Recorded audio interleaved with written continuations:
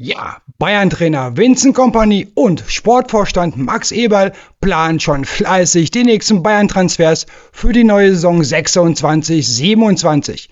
Doch, wie könnte die Startelf des FC Bayern mit den möglichen Neuzugängen am Ende überhaupt aussehen? Ja, hallo liebe Bayern- und Fußballfans, schön, dass ihr wieder mit dabei seid auf Werners Fußballecke zu meiner neuen FC Bayern Transferanalyse. Und ja, aktuell sieht es so aus, als wären die Transfers von Nathaniel Brown und Ismail Saibari schon so gut wie sicher. Dazu gibt es noch ein weiteres spannendes Transfergerücht rund um den FC Bayern.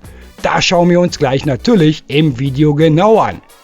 Wie diese drei Spieler in eine mögliche Bayern-Startelf von Vincent Kompany für die Saison 26/27 passen würden und welche Rollen sie übernehmen könnten, schauen wir uns heute gemeinsam genauer an. Also legen wir auch direkt los. Wenn du mehr FC Bayern Transferanalysen, Prognosen und News sehen möchtest, dann lass mir gerne einen Daumen nach oben da, abonniere Werners Fußballecke und ja, aktiviere die Glocke, damit du kein neues FC Bayern Video mehr verpasst. Hier sehen wir zunächst einmal ein mögliches Grundgerüst der Bayern-Startelf für die kommende Saison. Und richtig, einige wichtige Spieler fehlen aktuell noch. Unter anderem Alphonso Davies, Konrad Laimer, Luis Diaz und auch Jamal Musiala. Keine Sorge, die meisten von ihnen werden selbstverständlich auch in der kommenden Saison für den FC Bayern auflaufen. Doch genau hier kommen jetzt die neuen bzw. möglichen Bayern-Transfers ins Spiel. Denn die spannende Frage lautet, wie würde Vincent Kompany den FC Bayern München mit Nathaniel Brown, Ismail Saibari oder vielleicht sogar Marcus Rashford spielen lassen? Und wie gut sind diese Spieler eigentlich wirklich? Starten wir mit dem deutschen WM-Spieler Nathaniel Brown von Eintracht Frankfurt. Wenn man den aktuellen Berichten glauben darf, sollen sich Bayern München und Eintracht Frankfurt bereits auf eine Ablösesumme von rund 55 Millionen Euro inklusive Boni geeinigt haben. Und wenn wir ehrlich sind, wäre das eigentlich eine klassische Win-Win-Win-Situation für Bayern, weil sie einen extrem talentierten und entwicklungsfähigen Spieler bekommen werden, für Brown selbst, weil er den nächsten großen Karriereschritt machen könnte und natürlich auch für Eintracht Frankfurt. Denn man darf nicht vergessen, die Frankfurter haben Brown erst in der Saison 23/24 für gerade einmal knapp 5,5 Millionen Euro vom 1. FC Nürnberg verpflichtet. Sollte der Transfer tatsächlich für rund 55 Millionen Euro über die Bühne gehen, wäre das für die Eintracht ein absoluter Transfercup. Und für Brown wäre der Wechsel zum FC Bayern München natürlich die Chance, sich bei einem weltweit 5 größten Vereine dauerhaft auf höchstem Niveau zu beweisen. Dass er das Potenzial für Bayern München besitzt, hat der deutsche Nationalspieler in der vergangenen Saison 25/26 definitiv gezeigt. Nicht nur bei Eintracht Frankfurt, sondern mittlerweile auch in der deutschen Nationalmannschaft. Besonders beeindruckend war sein erstes WM-Spiel auf der Linksverteidigerposition gegen Curaçao. Dort zeigte Brown eine starke Leistung und erzielte direkt sein erstes Tor bei einer Weltmeisterschaft. Genau, wegen solchen Auftritten und Leistungen wollen die Bayern-Verantwortlichen inklusive Trainer Kompany ihn auch beim FC Bayern haben. Ein weiter größerer Pluspunkt ist seine enorme Flexibilität. Und wir wissen alle, Vincent Kompany liebt die Spieler, die mehrere Rollen übernehmen können.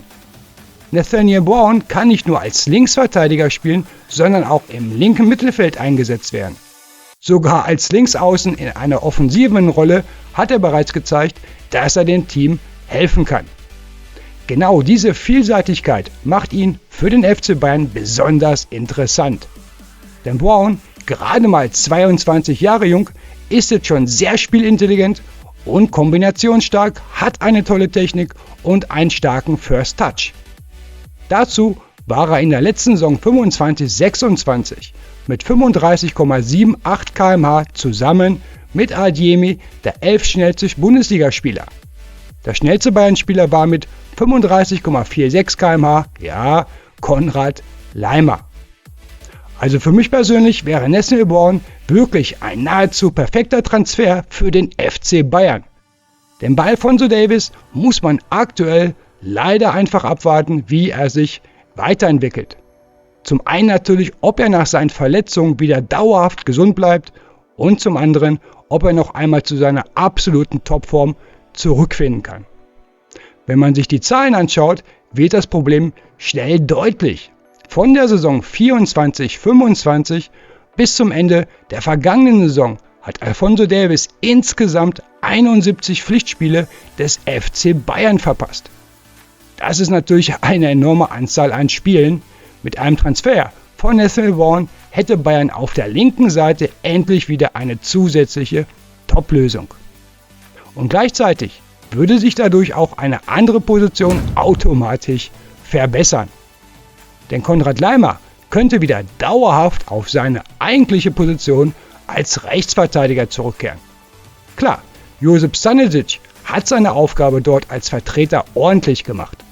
Aber wenn man ehrlich ist, mit Laimer auf der rechten Seite ist das Bayern-Spiel nochmal eine ganze Stufe dynamischer und aggressiver. Deshalb sehe ich Born wirklich als einen absoluten Top-Transfer für den FC Bayern. Und Vincent Kompany hätte dadurch noch einmal deutlich mehr Möglichkeiten bei seiner Taktik und ja, auch Aufstellung.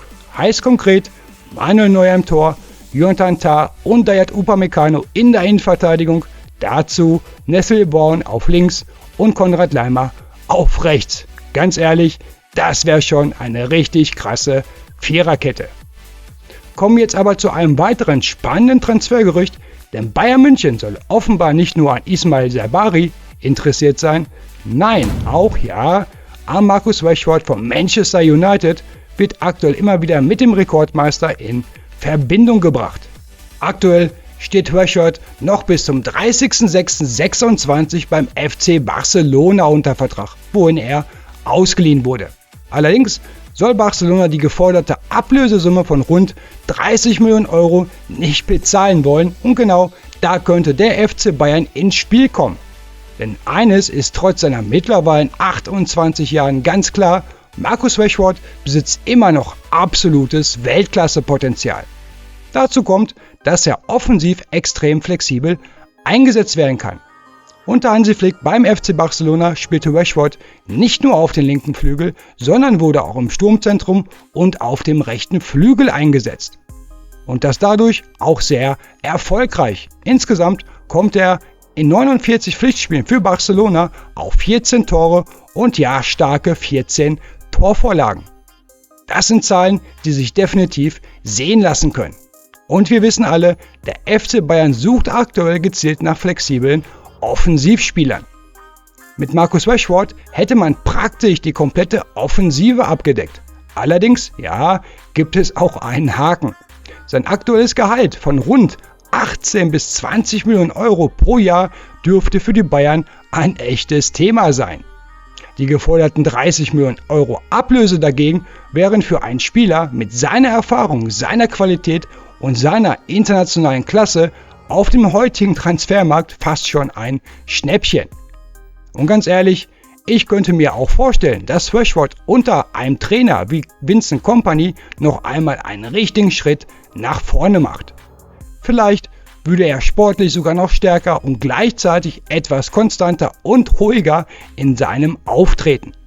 Fakt ist jedenfalls, mit Marcus Rashford hätte Bayern einen Spieler, der auf Linksaußen, Rechtsaußen und sogar im Sturmzentrum eingesetzt werden kann. Rein sportlich würde dieser Transfer für mich definitiv Sinn ergeben.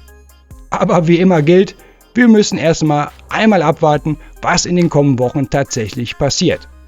Und damit kommen wir zum dritten Spieler auf der Liste. Denn wer fehlt hier eigentlich noch bei den möglichen Bayern-Transfers? Richtig, Ismail Saibari von PSV Eindhoven. Und ja, liebe FC Bayern-Fans, nach den aktuellen Medienberichten wechselt Ismail Saibari für rund 55 Millionen Euro inklusive Boni zum deutschen Rekordmeister. Der Transfer soll also bereits perfekt sein.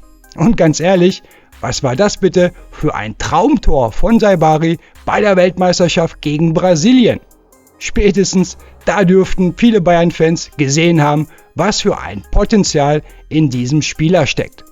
Ihr könnt euch auf jeden Fall auf einen richtigen spannenden Spieler und einen coolen Typen freuen. Saibari zeichnet sich vor allem durch seine starke Physis, seine hervorragenden Dribblings und seinen hohen Fußball-IQ aus. Der marokkanische Nationalspieler gilt als echter Big-Game-Player, der gerade in wichtigen Spielen Verantwortung übernimmt und offensiv den Unterschied machen kann. Und was Vincent Kompany besonders gefallen dürfte, Saibari ist offensiv extrem flexibel einsetzbar. In der vergangenen Saison 25/26 spielte er zwar überwiegend im offensiven Mittelfeld und das aber auch mit großem Erfolg. In 29 Spielen auf dieser Position erzielte er dort starke 16 Tore und bereitete weitere 7 Tore vor. Doch damit nicht genug, auch als Mittelstürmer und auf den linken Flügel konnte er überzeugen. Und wenn wir noch eine Saison weiter zurückkehren, wird seine Vielseitigkeit sogar noch deutlicher. In der Saison 24/25 kam Saibari bei PSV Eindhoven 19 Mal im zentralen Mittelfeld zum Einsatz.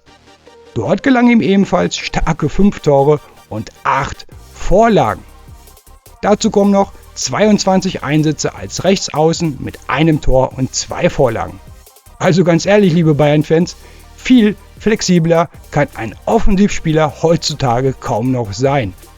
Dazu ist Saibari mit seinen 25 Jahren im perfekten Fußballalter. Er kann Bayern sofort weiterhelfen und gleichzeitig noch viele Jahre auf Top-Niveau spielen. Ich persönlich freue mich jetzt schon drauf, Ismail Saibari im Bayern-Trikot zu sehen. Allein seine Flexibilität macht ihn für mich zu einem absoluten Top-Transfer. Denn gerade in der Champions League haben wir in der vergangenen Saison gesehen, wie wichtig starke Alternativen von der Bank sein können.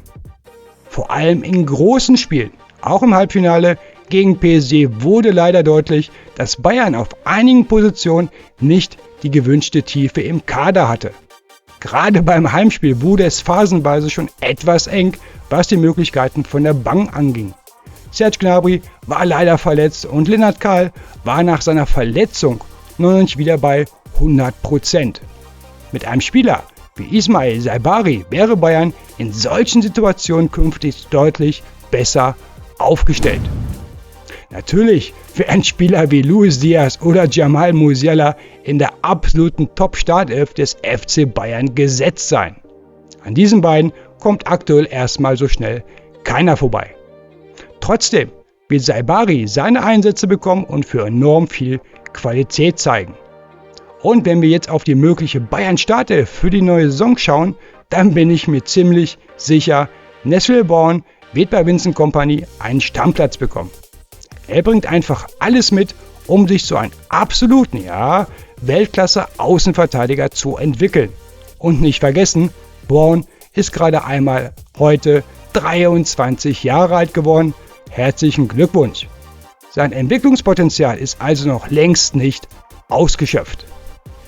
Mit Saibari, Lennart Kahl und Serge Gnabry hätte Bayern dann gleich 3 starke Optionen für die Offensive von der Bank aus. Und Marcus Rashford sollten wir an dieser Stelle natürlich auch nicht komplett vergessen. Ob Bayern nach einem möglichen Saibari-Transfer tatsächlich noch einmal bei Rashford zuschlägt, steht natürlich auf einem anderen Blatt. Trotzdem würde auch dieser Transfer sportlich weiter Sinn ergeben. Lennart Kahl kann sowohl auf den rechten Flügel als auch im offensiven Mittelfeld spielen und wäre gleichzeitig eine starke Alternative hinter Jamal Musiala. Mit Marcus Rashford hätte Bayern wiederum einen nahezu perfekten Backup für Michael Olise auf der rechten Seite und zusätzlich eine weitere Option für den Sturm für Harry Kane und den linken Flügel. Und keine Sorge, der FC Bayern spielt jede Saison so viele Wettbewerbe und so viele Spiele, dass am Ende jeder Spieler auf ausreichend Einsatzzeit kommen wird. Jetzt seid ihr aber gefragt, was haltet ihr von den möglichen Bayern-Transfers? Wie bewertet ihr Nesfil Born, Ismail Saibari oder auch Marcus Rashford? Und welche Spieler würdet ihr persönlich zum FC Bayern holen? Schreibt mir eure Meinung unbedingt unten in die Kommentare. Ich bin gespannt, was ihr dazu sagt. Ansonsten drückt mir natürlich weiterhin der deutschen Nationalmannschaft bei der Weltmeisterschaft die Daumen, bleibt sportlich, passt auf euch auf und wir sehen uns im nächsten Fußballvideo hier auf Werners Fußballecke. Also bis dann. Tschüss.